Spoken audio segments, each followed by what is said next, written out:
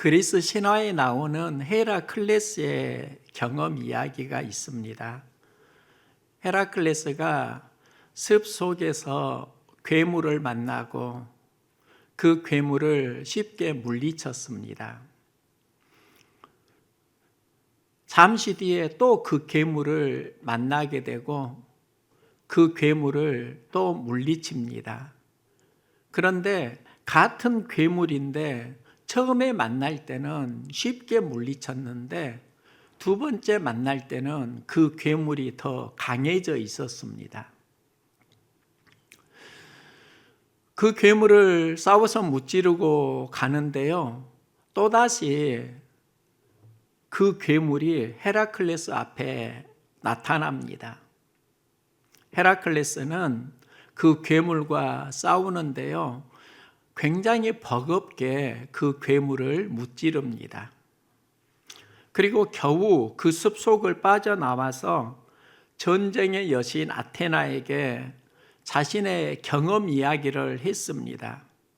숲에서 괴물을 만났는데 처음에는 별것 아니었는데 싸울 때마다 그 괴물은 더 강해졌습니다. 혹시 그 괴물에 대해서 아시는지요? 이때 전쟁의 여신 아테나가 말합니다. 그 괴물의 이름은 다툼이네. 싸우려고 맞서면 더욱 강해진다네. 만나면 못 본 척 그냥 지나가면 약해진다네. 이 그리스 신화는 다툼의 속성을 잘 알려줍니다. 우리는 살면서 크고 작은 다툼을 하게 되고 여기서 이기려고 하면 더욱더 상대는 강해지고 갈등은 심해진다는 겁니다. 지난주에 콘크리트 유토피아 이 영화를 보았는데요. 삶의 터전이 무너지고 아파트 하나만 남습니다. 이 아파트를 떠나면 사람들이 추위와 굶주림으로 죽어갑니다. 이 아파트는 척박한 세상의 유토피아입니다. 아파트 주민들은 자신들만의 유토피아를 지켜나가는데요. 이 과정에 괴물이 되어갑니다. 그리고 아파트 안에는 괴물이 살고 있다는 소문이 나기도 합니다. 이런 대사가 나옵니다. 이제 아파트 안에 있던 사람들이 외지인을 몰아냈는데 나중에 외지인이 그 아파트를 다시 점령하게 되고 마지막에 이런 대사로 영화가 끝납니다. 그 아파트에는 사람을 잡아먹는 괴물이 있다고 하는데 혹시 거기 누가 사는지 아시나요? 이 질문을 할 때 그냥 평범한 사람들이었어요. 이 대사 하나가 여기에서 무엇을 말하고자 하는가를 느낄 수 있었습니다. 평범한 사람들이 어떻게 괴물이 되어가는가? 많은 사람들이 괴물이라고 하는데 그 괴물도 처음에는 평범한 사람들이었다. 이걸 감독이 말하고 싶었던 겁니다. 우리는 살아가면서 괴물이 되어 가기도 하고 때로는 살아가면서 성인이 되어 가기도 합니다. 짐 엘리엇 선교사는 명문대를 수석으로 졸업했습니다. 장래가 매우 촉망되는 청년이었는데 그는 졸업을 하고 아우카족이 살고 있는 남미 에콰도르 선교사로 나갑니다. 그곳에서 짐 엘리엇 선교사 일행은 온주민에게 창과 화살로 살해를 당합니다. 연락이 안 되니까 미국은 수색대를 보내고요. 창과 화살에 처참하게 죽어있는 선교사 일행을 발견합니다. 이 이야기가 루크 잡지에 실리게 되고요. 미국은 큰 충격에 빠집니다. 그 일이 있은 지 1년 후에 간호사 한 명이 또 그 아우카 부족이 살고 있는 남미 에콰도르에 복음을 전하러 갑니다. 그 아우카족은 외부인이 들어올 때 남자는 죽였지만 여자는 죽이지 않았습니다. 그 간호사는 5년간 지극정성으로 아우카족을 섬기고 안식년이 되었을 때 고국으로 돌아가기로 합니다. 이때 아우카족 추장이 그녀를 위해 파티를 열어주고 묻습니다. 당신은 왜 이곳에 오셨나요? 그때 그녀는 이렇게 말합니다. 5년 전 이곳에 복음을 전하러 온 선교사 일행이 있었습니다. 그때 죽은 선교사 중 한 명이 제 남편입니다. 저는 그때 죽은 짐 엘리엇의 아내 엘리자베스 엘리엇입니다. 남편이 전하지 못한 하나님 사랑을 제가 전하러 왔습니다. 이 말에 아우카족은 충격을 받습니다.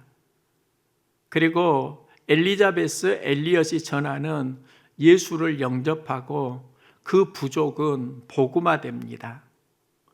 10년 후에 그 부족에서 키모는 목사가 되고요. 그 키모가 창과 화살로 그 선교사를 죽인 장본인이었습니다. 또 선교사 자녀들은 그 아버지가 죽었던 팜비치에서 그 키모 목사에게 세례를 받습니다. 헤라클레스의 이야기, 또 콘크리트 유토피아의 이야기, 엘리자베스 엘리엇의 이야기, 그들은 마음속에 무엇을 품느냐에 따라서 삶이 달라졌다는 겁니다. 우리의 삶도 마찬가지입니다. 누구나 천사가 되기를 원하지만 마음속에 무엇을 품느냐에 따라서 괴물이 되어 가기도 합니다. 천사도 사랑이 식으면 괴물이 되어가고 괴물도 하나님 사랑이 들어오면 천사가 되기도 합니다. 하나님은 좋으신 하나님입니다. 사랑을 품었기 때문입니다. 마귀는 악한 영입니다. 그 안에 미움, 살인이 있기 때문입니다. 하나님은 인류를 구원하실 때 사랑으로 시작하십니다. 하나님이 세상을 이처럼 사랑하사 독생자를 주셨으니 이는 그를 믿는 자마다 멸망치 않고 영생을 얻게 하려 하심이라. 하나님이 이 세상을 사랑하셨고요, 독생자를 주셨으니 나를 위해 죽으시고 부활하신 예수를 믿을 때 우리는 구원을 받습니다. 이게 복음입니다. 예수는 12제자를 택하시고 그들에게 하나님 나라를 가르치는데요. 제자들이 하나님 나라를 이루는 꿈을 꿉니다. 그 꿈의 정점에서 만나는 게 바로 십자가입니다. 어느 날 제자들은 예수님을 만나서 주는 그리스도시요 살아계신 하나님의 아들이시니이다 신앙 고백을 하고 그 뒤에 십자가 이야기가 등장합니다. 예수는 십자가에서 죽어 제자들은 흩어진다고 예수님은 말씀하실 때 베드로가 모두 주를 버릴지라도 나는 결코 버리지 않겠나이다. 주와 내가 죽을지언정 부인하지 않겠나이다. 이 고백을 합니다. 그런데 이 고백은 베드로만 했던 고백이 아닙니다. 모든 제자도 그와 같이 말하니라. 모든 제자가 했던 고백입니다. 결코 주님을 버리지 않겠습니다. 부인하지 않겠습니다. 모든 제자들이 고백했습니다. 하지만 그들은 십자가 앞에서 예수를 부인하고 흩어집니다. 십자가를 보면 예수님은 십자가를 감당하면서 상처를 경험하십니다. 몸이 찢기고 피를 흘리는 상처, 또 따르던 사람들이 부인하고 흩어지는 그 마음의 상처. 십자가는 상처를 보여줍니다. 제자들도 십자가를 피하면서 경험하는 상처가 있습니다. 주님을 부인하지 않겠다고 했는데 예수님이 십자가에 달려 죽으실 때 예수님을 부인한 그들의 삶에도 상처가 있습니다. 예수님은 십자가에서 죽고 3일 만에 부활하십니다. 이 부활은 죽음을 이기는 생명이기도 하지만 우리가 살아가면서 경험하는 상처를 이기는 치유와 회복이기도 합니다. 예수님은 옛 삶의 터전으로 흩어진 제자들을 찾아가시고 내가 나를 사랑하느냐 물으십니다. 전에는 이 말씀을 현재형으로 이해를 했습니다.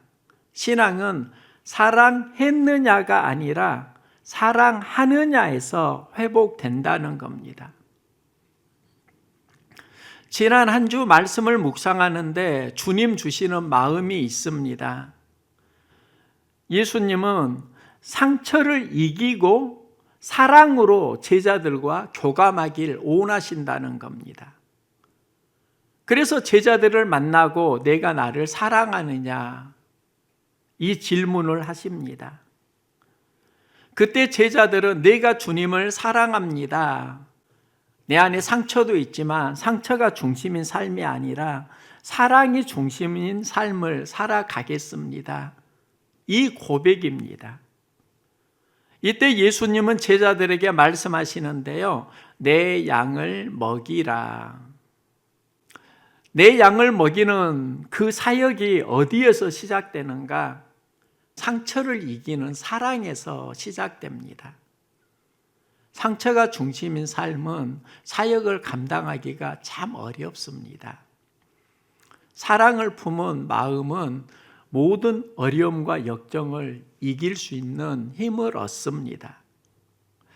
그래서 예수님은 사역을 하실 때 세상에 있는 자기 사람들을 사랑하시되 끝까지 사랑하시니라. 예수님은 제자들을 끝까지 사랑하시고 사역을 감당하셨습니다. 그런데 그 현장에 유다도 있었습니다. 가룟 유다 안에 마귀가 들어가게 되고 마귀가 들어가니까 예수를 십자가에 못 박히도록 파는 배신자가 됩니다. 예수님은 끝까지 사랑하십니다. 예수님이 품은 마음은 사랑이었고 사역을 감당할 수 있는 힘은 사랑에서 에너지를 얻었습니다. 요한 기자는 사랑을 이렇게 말합니다. 사랑하는 자들아, 우리가 서로 사랑하자. 사랑은 하나님께 속한 것이니 사랑하는 자마다 하나님께로부터 나서 하나님을 알고, 사랑은 하나님께 속한 것입니다. 사랑하면 하나님을 알 수 있습니다. 사랑할 때 하나님 사랑을 이해할 수 있습니다. 저는 3 자녀를 둔 아빠인데요. 예전에 큰아들 준수가 교회에서 친구들과 함께 놀다가 손목을 다쳐서 병원에 간 적이 있습니다. 그때 의사 선생님이 그 손목을 보고요, 이렇게 말했습니다. 손목뼈가 손상되어서 수술을 해야 합니다. 그런데 다친 부위가 성장판하고 연결되어 있습니다. 최악의 경우에는 수술을 해도 왼쪽 성장판이 손상되어서 손이 앞으로 성장하지 않을 수도 있습니다. 이 말을 들었을 때 그때 기분과 감정이 지금도 생각납니다. 가슴에서 쿵, 그 마음이 느껴지더라고요. 아들이 수술을 하는 시간에 계속했던 기도 제목이 성장판이 손상되지 않게 해주세요. 이 기도였습니다. 이 기도를 하면서 제가 만난 마음이 있는데요. 그건 바로 어머니 마음이었습니다. 저도 어렸을 때 아팠다고요. 그때 함께 아파하시는 어머니가 생각나는데, 어릴 때는 이해하지 못했는데 그때 어머니 마음이 이런 것이었구나. 전에는 어머니 마음 이해하지 못했습니다. 아들이 아플 때 기도하면서 어머니 마음을 저는 만날 수 있었습니다. 요한은 사랑하면 하나님을 알게 되고 사랑하지 않으면 하나님을 알지 못한다 말합니다. 이렇게 이해할 수도 있습니다. 우리가 사랑할 때 하나님을 경험할 수 있습니다. 우리는 미워할 때 마귀를 경험할 수 있습니다. 그래서 우리는 하나님을 경험하는 삶을 살기 위해서 항상 사랑해야 합니다. 바울은 넉넉히 이기는 삶을 사랑에서 찾습니다. 그런데 바울이 말하는 사랑은 우리 안에 있는 나의 사랑이 아닙니다. 전후 맥락을 보면 그리스도 예수 안에 있는 하나님 사랑입니다. 누가 우리를 그리스도의 사랑에서 끊으리요? 환난이나 공고나 박해나 기근이나 적신이나 위협이나 칼이랴. 바울은 우리를 그리스도의 사랑에서 끊을 수 없다고 말을 하고, 그 뒤에 나오는 말씀이 우리를 사랑하시는 이로 말미암아 우리가 넉넉히 이기느니라. 바울은 이김을 그리스도의 사랑에서 시작합니다. 나의 사랑이 아니라 그리스도 예수의 사랑입니다. 그러면 우리를 우리 주 그리스도 예수 안에 있는 하나님의 사랑에서 끊을 수 없다.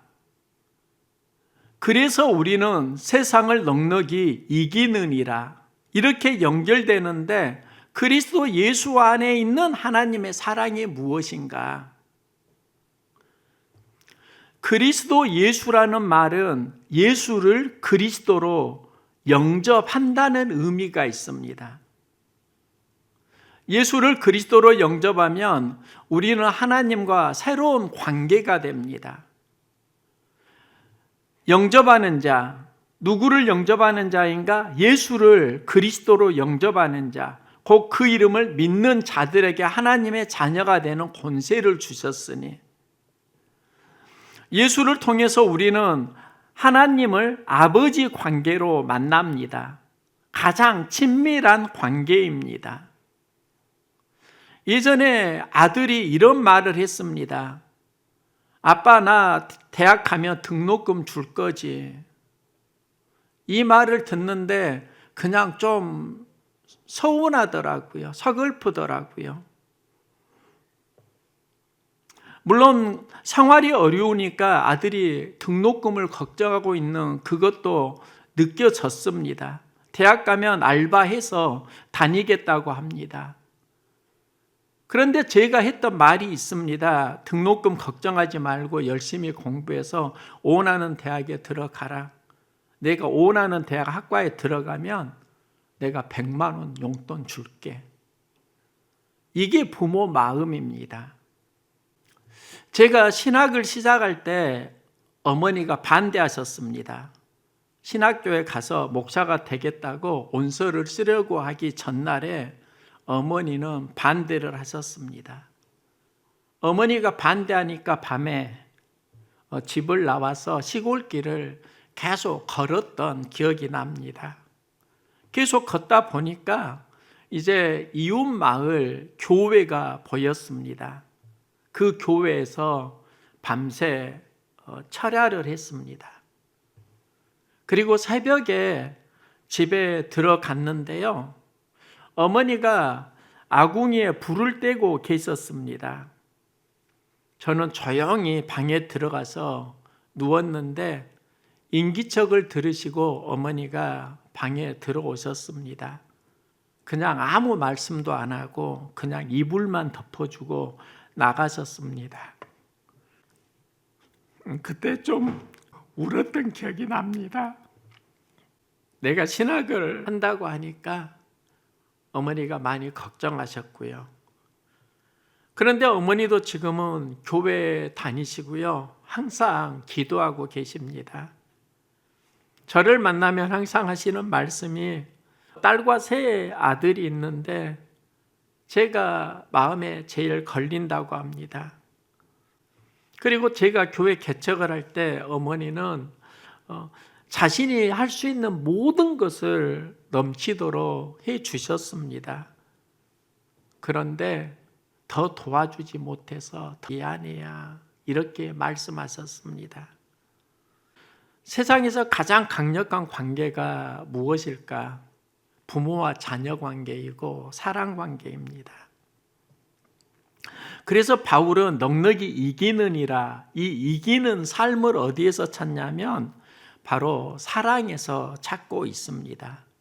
그 사랑이 어떤 사랑인가? 그리스도 예수 안에 있는 하나님의 사랑.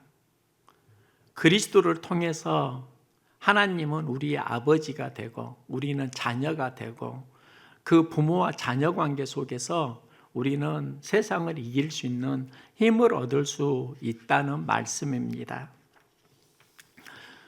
CCM 중에 당신은 사랑받기 위해 태어난 사람, 이 곡이 있습니다. 일반 대중들도 이 곡을 참 많이 사랑합니다. 청년 시절에 이 찬양을 부를 때면 이런 생각을 했습니다. 그리스도인은 사랑받기 위해 태어난 사람이 아니라 사랑해야 하는 사명을 가지고 살아가야 되는 사람 아닌가? 그런 생각이 드니까 불편했던 그 기억이 납니다. 그런데 지금은 생각이 많이 달라졌습니다.